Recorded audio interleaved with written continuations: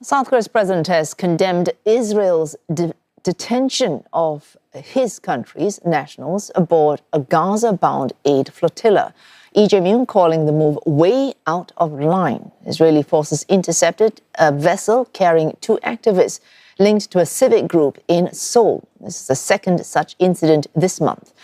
Myung says the activists were detained in international waters without legal grounds, and he has challenged the legitimacy of Israeli actions. President Lee says Seoul should consider the International Criminal Court's arrest warrant for the Israeli Prime Minister, Benjamin Netanyahu. South Korea currently maintains a travel ban on Gaza to ensure the safety of its nationals. 430 activists aboard the Global Sumud Flotilla are being taken to Israel after their vessels were intercepted at sea. The convoy had set sail from Turkey last week, the latest in a string of attempts to challenge the Israeli blockade of Gaza. Israel's foreign ministry dismissed the mission as a PR stunt at the service of Hamas. Indonesia called for the immediate release of all vessels and crew, while Turkey and Spain have condemned this interception. Blake Sifton is covering this story for CNN. He joins us live from Tel Aviv. Blake, what sort of concerns do families and governments have over activists who are detained because of Israeli interceptions?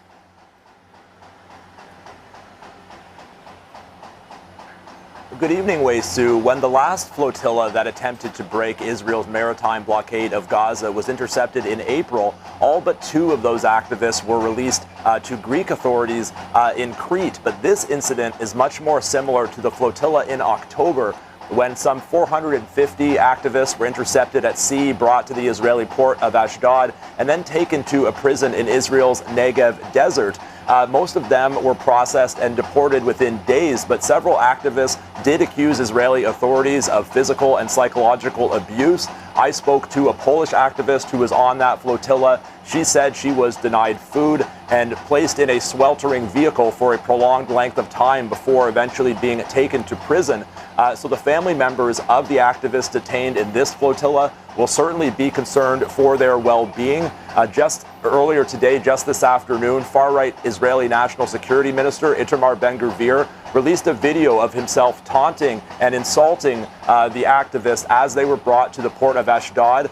They're seen lined up, kneeling with their heads touching the ground and their hands bound behind their back. Now, Israeli authorities, the Israeli Foreign Ministry, has said that the detained activists will have access to their consular representatives. Apart from South Korea, we've heard from other governments expressing their concern over this interception and the treatment of the activists.